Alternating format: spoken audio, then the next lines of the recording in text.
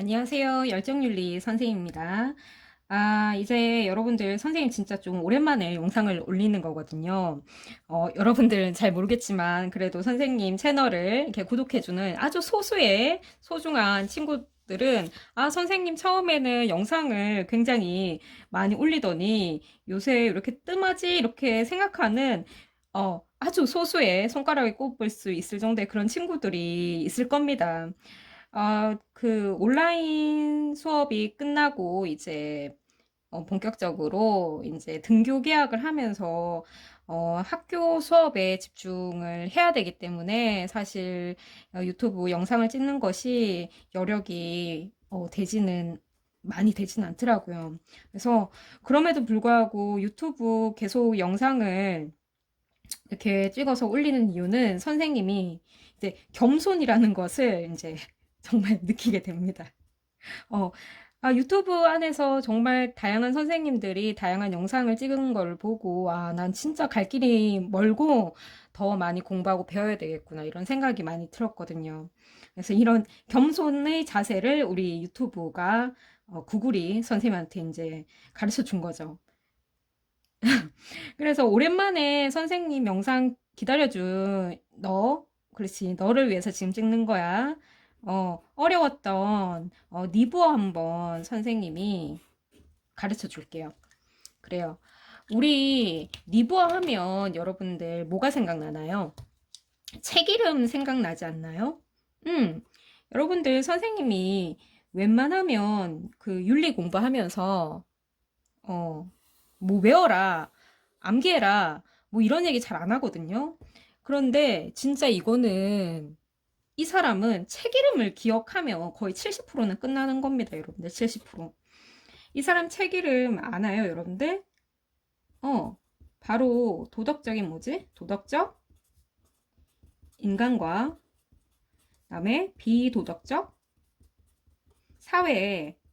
맞죠? 여러분들 이거 도덕 시간 여러분들 중학교 때 도덕 시간에도 이 책 나오잖아요. 여러분들 모르지만 그 교과서 안에 그 밑에 고전의 탐구 이렇게 하면서 이게 항상 이 니버가 등장을 하거든요. 그래서 여러분들 이 책의 내용을 간략하게 이해만 하는 것만으로도 굉장히 니버 문제 푸는데 도움이 될 것이다 라고 생각을 합니다. 그러면 하나씩 여러분들 정리를 해볼게요. 그러면 일단은 도덕적 인간과 비도덕적인 사회, 이거 책 보면 뭘 구분합니까? 그렇지, 얘랑 구분하잖아. 인간과 사회를 구분하죠. 이게 첫 번째 포인트입니다.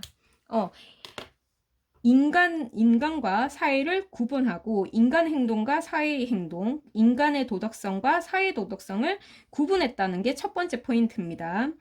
그래서 일단 슬슬 시작해 볼게요, 여러분들. 자, 이 책이 내용이 뭐냐? 이겁니다. 도덕적 인간이 인간으로만 구성된 사회일지라도 비도덕적이기 쉽다.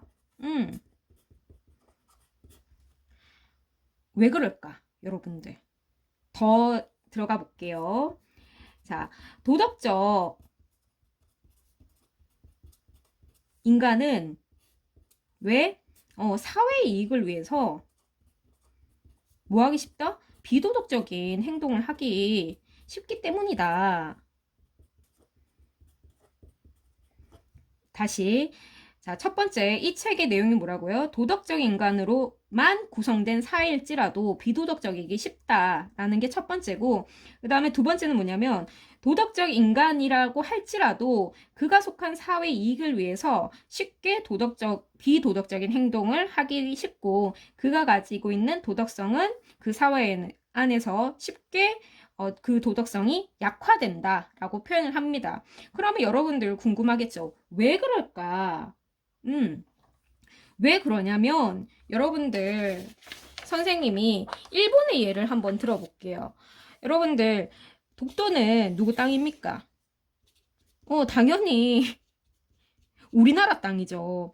그런데 독도는 그 일본은 왜 독도를 자기네 땅이라고 우길까? 왜 그럴까요, 여러분들? 정말 모를까? 독도가 한국 땅이라는 걸 몰라서 이렇게 우기는 걸까? 어, 바보가 아닌 이상은 일본 사람들도 자기네 이 역사적으로 봤을 때 독도가 한국 땅이라는 것을 알매도 불구하고 이 일본의 뭐 때문에 그렇지 일본의 외교 정책 잘못된 외교 정책으로 인해 가지고 역사 왜곡을 하는 그런 잘못된 그런 교육 시스템, 교육 제도 때문에 사람들이, 일본 사람들 중에서도, 이거 우리나라 땅 아닙니다. 이렇게, 아닙니다. 이렇게 손들고 얘기할 그런 합리적인,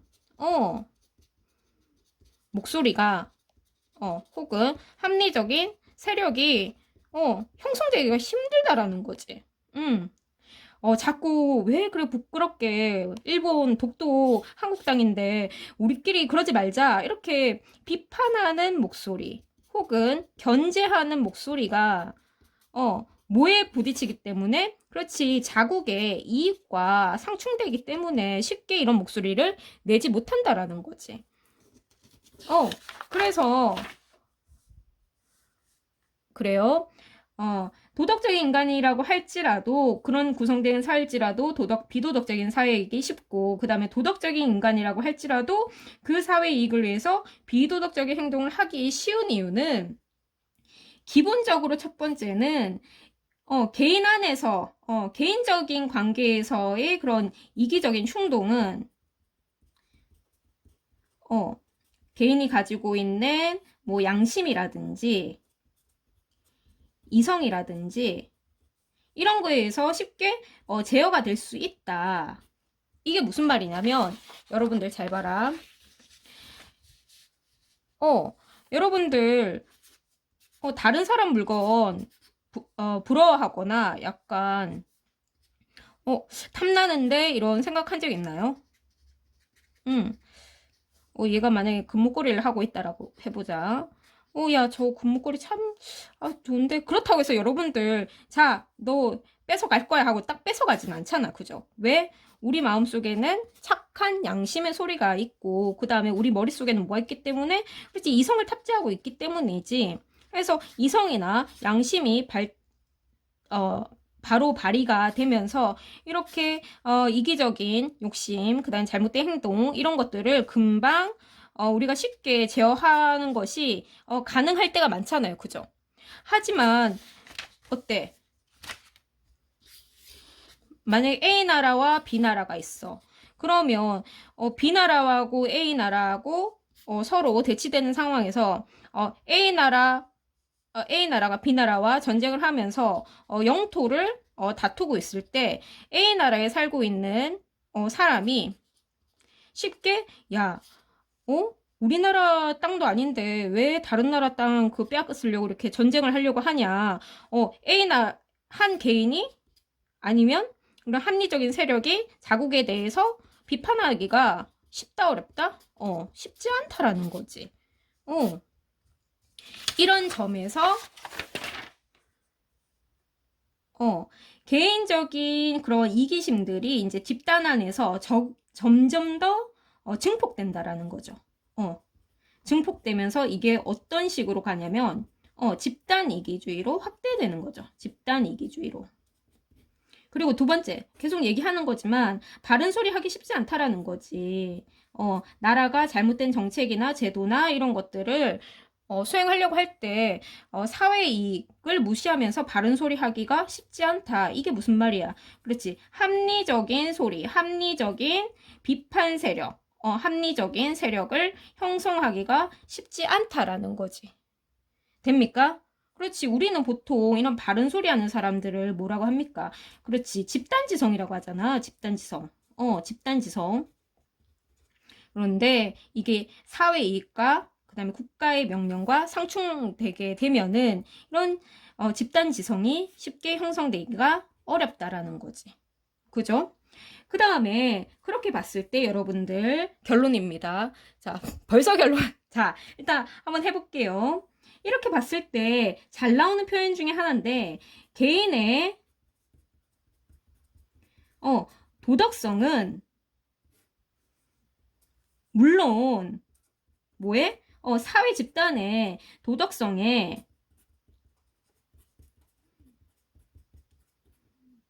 집단의 도덕성에 영향을 줄 수 있죠. 아니, 불가능한 건 아니겠죠. 그죠? 물론 또 사회의 도덕성도 개인의 도덕성에 영향을 줄 수 있다. 하지만 개인의 도덕성이 선하다고 해서 사회 집단 도덕성도 선한 것은 아니다. 이런 점에서 개인의 도덕성이 사회 도덕성을 결정하지는 어떻게 결정하지는 못한다. 하지만 역은 된다라는 거죠. 사회 집단의 도덕성이 악할 경우에는 개인도 그 사회 도덕성을 닮아서 악한 행동, 그다음에 도덕성이 약화되기가 쉽다라는 거죠. 그런 점에서 사회 집단의 도덕성은 개인의 도덕성을 결정하기 쉽다, 결정한다라고 표현할 수 있겠죠. 그죠? 그렇다면 예를 들어서 여러분들 그래요.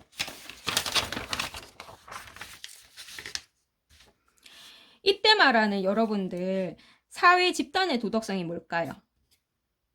그러면 개인의 도덕성은 뭐죠? 개인의 도덕성의 예를 한번 들어볼까요? 이런 거잖아. 양심, 이성, 선의지.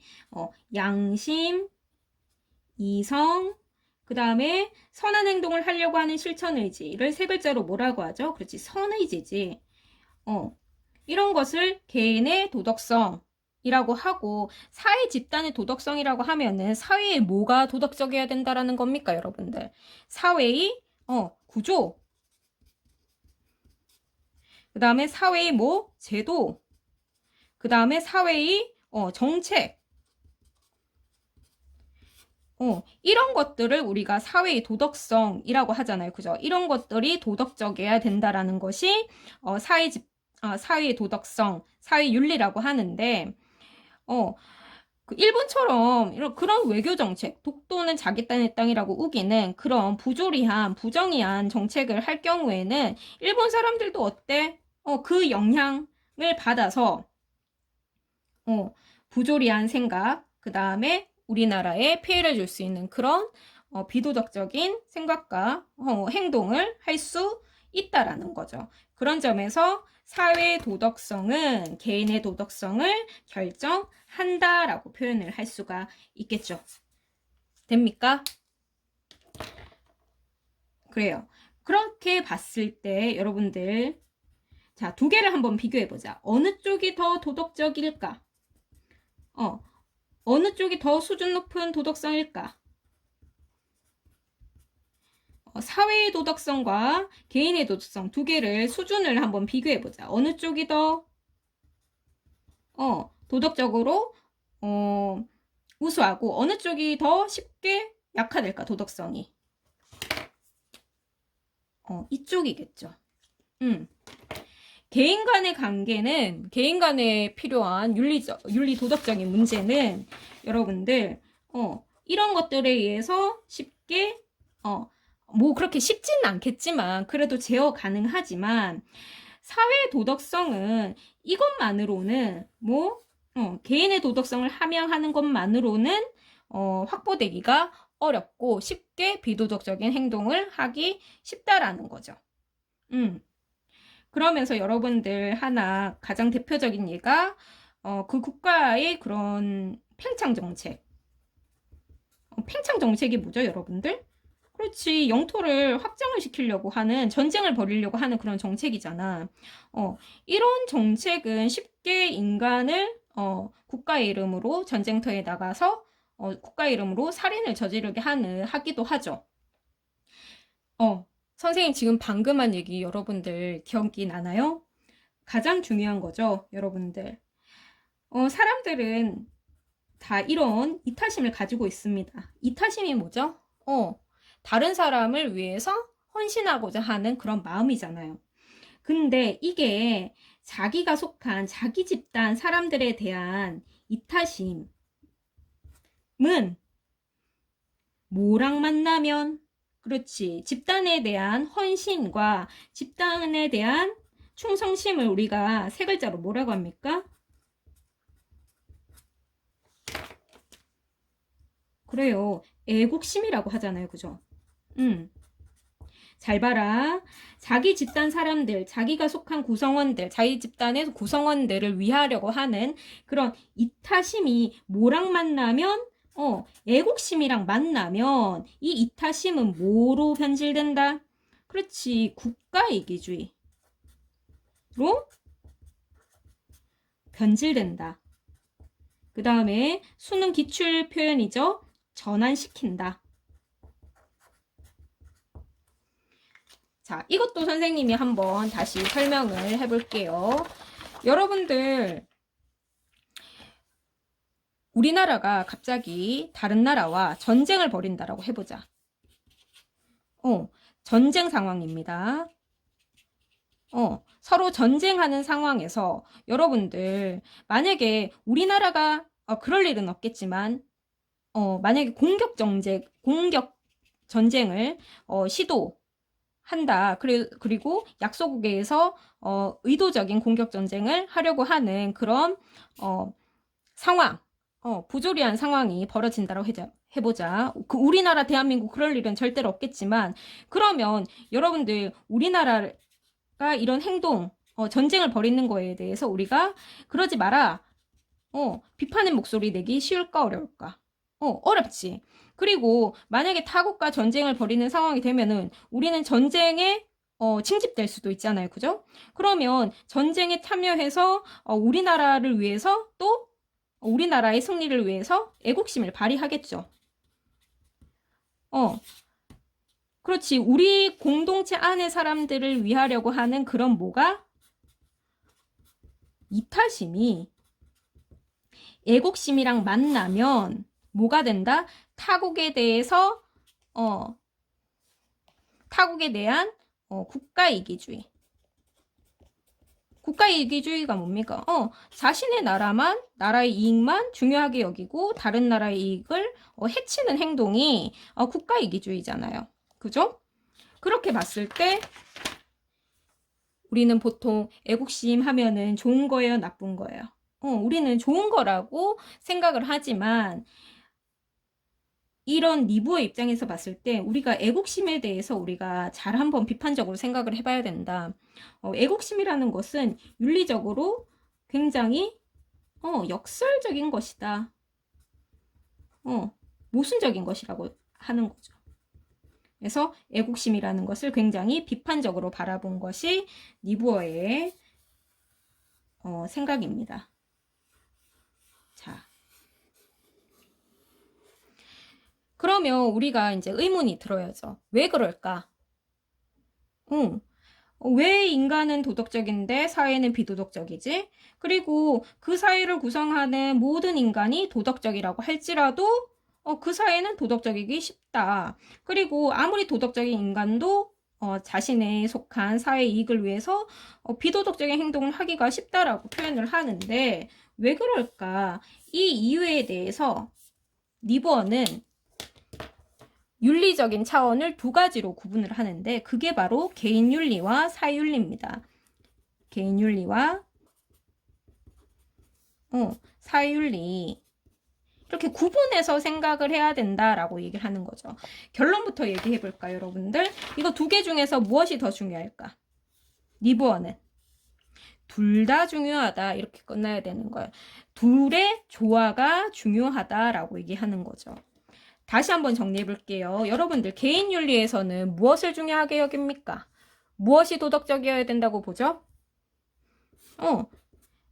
개인의 이성, 선의지, 그 다음에 양심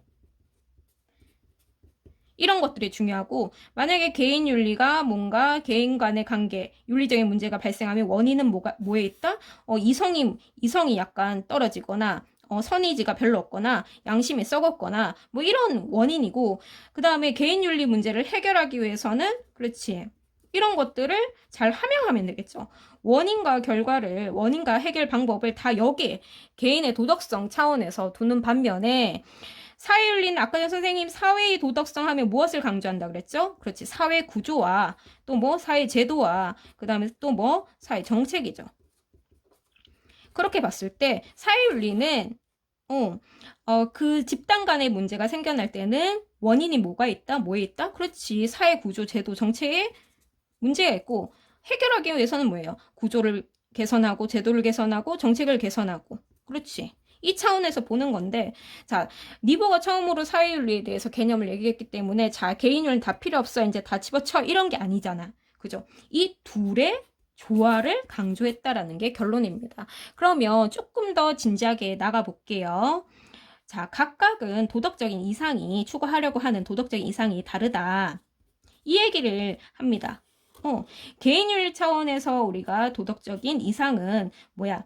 나의 이기심을 극복하고 다른 사람을 배려하려고 하는 마음, 세 글자로 뭐라고 하죠? 이타심이라고 하죠. 이타심. 그러면 사회윤리 차원에서는 우리가 지향해야 될 도덕적인 이상이 뭐지? 그렇지. 집단 간의 혹은 그 사회의 정의를 실현하는 거죠. 됩니까? 그래요. 그런데 이 도덕적인 이상을 실현하지 못하고 자꾸 갈등을 빚는 원인은 뭘까? 갈등의 원인. 개인윤리 차원에서는 개인 간의 윤리 문제, 개인의 윤리 문제가 생겨나는 이유는 뭐죠? 이것을 극복하지 못했기 때문이죠. 그렇지? 개인이 가지고 있는 이기심. 그런 점에서 봤을 때 인간은 뭐와 뭐를 동시에 가지고 있다? 그렇지. 이타심과 이기심을 동시에 가지고 있다라고 볼 수가 있겠죠. 됐나요? 그런데 잘 봐라. 집단 간의 문제가 생겨나는 원인은 첫 번째, 바로 개인의 이기심 때문이다. 여러분들, 개인의 이기심이 결합돼서 집단화된 상태를 뭐라고 합니까? 그렇지. 개인의 이기심이 똘똘 뭉쳐서 증폭된 상태를 우리가 집단이기주의라고 하죠. 그렇지. 이게 첫 번째 원인이에요. 그 다음에 두 번째는 뭐냐면은 바로 여기가 조금 고급스럽습니다, 여러분들. 뭐냐면 바로 집단 간의 관계는 개인 간의 관계와 다르다. 이들의 관계는 뭐에 의해서 형성이 된다? 그렇지. 힘의 차이. 힘의 차이를 다른 말로 뭐라고 할까요? 힘의 비율의 차이. 그 다음에 힘의 차이가 나기 때문에 힘이 균형이 균형적인 상태입니까? 아니면 균형이 깨진 상태예요. 그렇지? 힘의 그렇지. 불균형한 상태이기 때문에 갈등이 생겨난다. 여러분들, 이 말이 잘 이해가 안 되죠? 그죠? 그러면 여러분들, 선생님 한번 볼게요.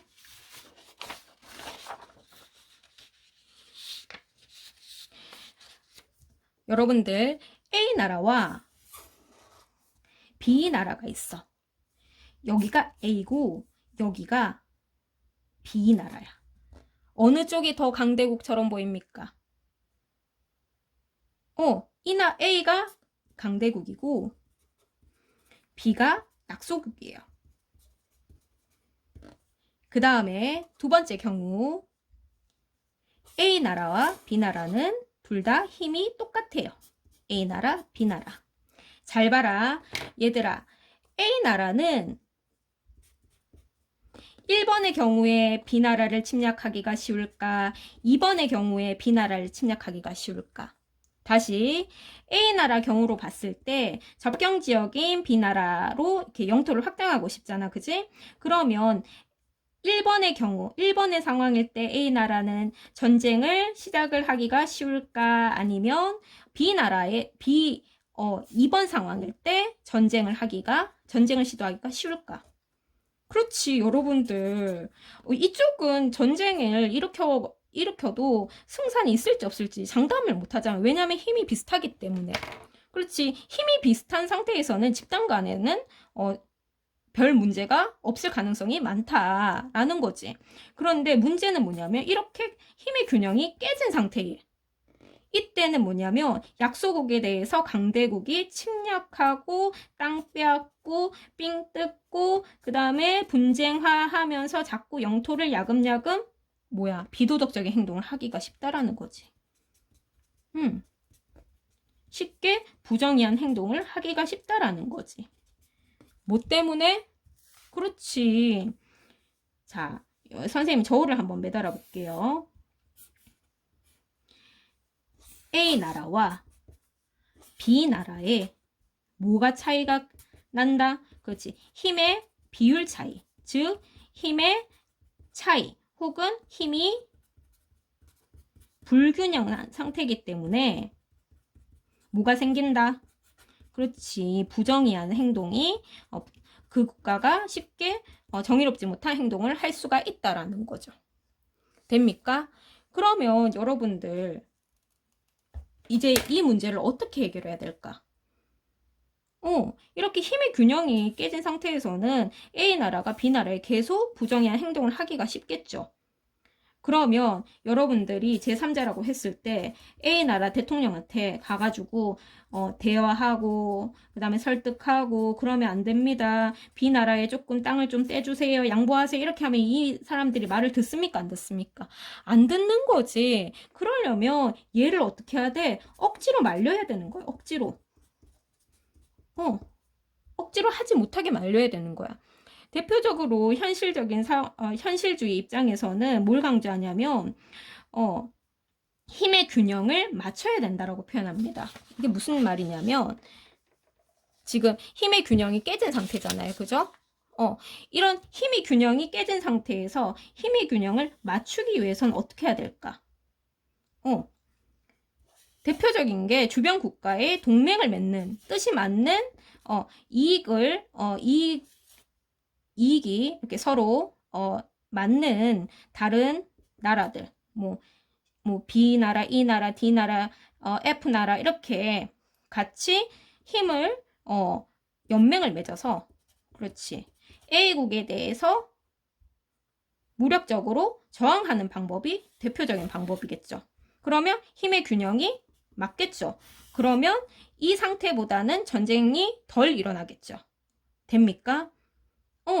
이런 점에서 봤을 때 리버 같은 경우에는 뭘 허용했다? 그렇지. 무력적인 방법으로 A나라의 힘을 견제하는 방법. 무력적인 방법. 정리해 볼게요. 그렇게 봤을 때 이런 문제를 해결하기 위해서는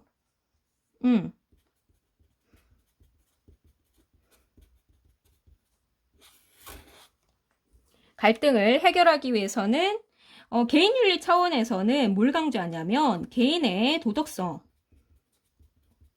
실현하고 함양하는 것을 강조를 하고 이런 개인의 도덕성을 길러가지고 이기심을 제어하는 것 이런 것들을 강조하는데 사회윤리 차원에서는 이것만으로는 안 된다라는 거지. 어떻게 갈등을 해결해야 될까? 첫 번째, 개인의 도덕성을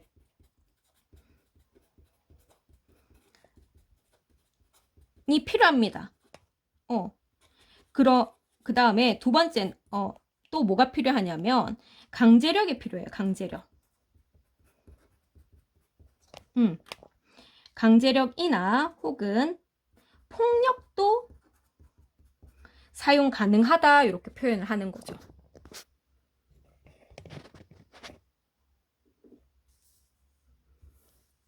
자, 특이하죠, 여러분들. 윤리 시간인데 폭력이나 강제성을 얘기하고 있잖아요. 그죠? 그러니까 이 부분에 대해서 우리가 더 생각을 해봐야 되는데 일단은 한번 더 정리하고 가자면 개인의 도덕성 필요 없다는 게 아니라 얘랑 두 개 다 필요하고 강제력을 뭐라고 표현하냐면 강제력 또는 폭력을 비합리적 방법 비합리적 수단이라고 표현한 점을 한번 정리를 해야 됩니다. 여러분들 폭력이나 강제력이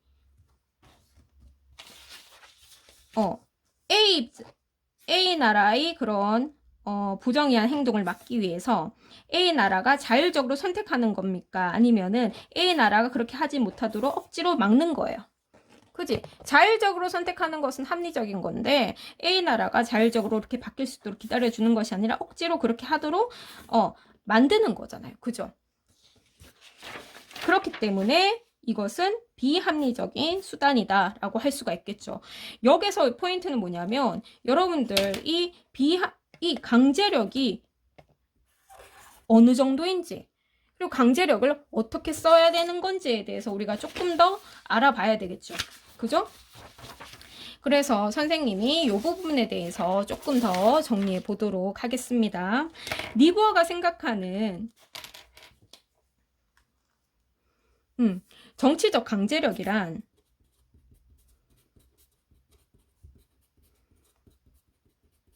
혹은 폭력이란 어떻게 사용해야 될까? 결론, 이것만 쓰면 안 됩니다, 여러분들. 이것만 쓰는 게 아니라 뭐의 통제를 받아야 된다? 그렇지, 개인의 도덕성에 통제를 받아야 된다. 개인의 도덕성에 뭐가 있었죠? 그렇지, 이성, 선의지, 그 다음에 양심, 뭐 이런 것들이잖아요. 이거랑 두 개 다 같이 병행하고 조화를 이루어야 된다라는 거지. 그런데도 불구하고 강제력이나 폭력이라는 것은 합리적이다, 비합리적이다? 그렇지, 비합리적인 수단이다. 그런데 꼭 필요하다. 어떻게? 꼭 필요하다. 됩니까? 그런 점을 봤을 때 강제력이나 폭력적인 수단은 그 자체로 선한 겁니까? 악한 겁니까? 선한 것도 아니고 악한 것도 아니야. 정의 실현을 위해서 필요한 수단일 뿐이라는 거지. 그래서 자, 세 가지로 나눠 보자면 강제력은 일단은 쓸 때 무엇을 목적으로 해야 됩니까? 여러분들 기억나나요? 사회윤리의 도덕적인 이상이 뭐였죠? 그래요, 여러분들. 사회 정의였잖아. 정의 실현을 위해서. 그렇지. 쓸 때는 정의 실현을 목적으로 해야 된다라는 거죠. 그 다음에 두 번째는 뭐냐면 어느 정도로 써야 될까? 어느 정도로 써야 될까? 될 수 있으면 많이 써야 될까? 강제력을 아니면 최소한 써야 될까? 어느 쪽일까요? 그렇지. 최소한 쓰는 것이 바람직하겠죠. 응? 그 다음에 어느 정도냐면 잘 보세요. 일반적인 사람들이 일반적인 도덕적인 수준을 가진 사람들이 허용할 정도의 강제력이어야 된다. 이렇게 얘기합니다. 일반적인 사람들이 보통 사람들의 수준으로 봤을 때 허용할 정도의 강제력을 써야 된다. 그렇게 봤을 때 여러분들 이런 얘기가 나오잖아요. 그죠? 하지만 굉장히 높은 수준의 도덕성을 지닌 사람들은 허용을 하는 방법, 안 하는 방법, 안 하는 방법일지라도, 그지? 일반적인 도덕적인 수준을 가진 사람들은 허용하는 그런 강제력을 써야 된다라는 거지. 다만 높은 수준의 도덕성을 가진 사람들은 허용하지 않는 방법이라도 써야 된다라는 거죠. 됩니까? 그래요. 그 다음에 또 한 가지 더 얘기하자면 여러분들 강제력이나 폭력이잖아요. 그죠? 그런데 강제력에도 폭력적인 강제력도 있고 그 다음에 비폭력적인 강제력 둘 다 됩니다. 꼭 폭력을 써야 된다는 이런 말은 아닙니다, 여러분들. 강제력이긴 한데 폭력적이기도 폭력적인 방법도 허용 가능하고 비폭력적인 방법도 비폭력적인 강제력도 가능하다. 특히 비폭력적인 강제력을 보여준 좋은 사례를 뭐를 드냐면 자, 여기는 뭐냐면 사례예요, 사례. 사례는 크게 어떤 사례? 좋은 사례와 그 다음에 나쁜 사례. 두 가지 들면서 좋은 사례로 간디, 그렇지, 인도의 비폭력적인 저항을 보여줬던 간디의 사례를 좋은 사례로 꼽았고 그 다음에 러시아 전제군주에 대해서 종교적인 사랑만을 강조한 톨스토이나 그 다음에 개인적으로 활동하는 그런 테러리스트, 이들 둘은 뭐야? 너무 단독적으로만 강제력을 사용하기 때문에 집단의 힘을 발휘하지 못한 점에서 비판을 하죠. 그런 점에서 이 두 가지 사례를 비교하면서 얘기하는 것이 뭐다? 그렇지. 집단적인 힘을 보여줄 수 있는 정치력, 강제력을 강조하는 거죠. 그죠? 이렇게 간디 사례, 톨스토이 사례, 그냥 개인적으로 활동하는 테러리스트 사례 이 두 개를 비교하면서 좋은 사례로서 긍정적인 사례로서 간디를 꼽았다는 점 여러분들 정리를 해야 되겠죠. 그죠? 그러면 여러분 됩니다. 정치적인 강제력은 뭐의 통제를 받아야 된다? 선의지의 통제를 받아야 된다. 그치? 그 다음에 정의 실현을 목적으로 해야 된다. 그 다음에 도덕적으로 용인받을 수 있는 강제력이어야 된다. 하지만 이런 강제력이 굉장히 높은 도덕성을 지닌 그런 평화주의자라든지 도덕가들한테는 인정받지 못할 수 있는 그런 방법이다 라고 얘기를 하는 거죠.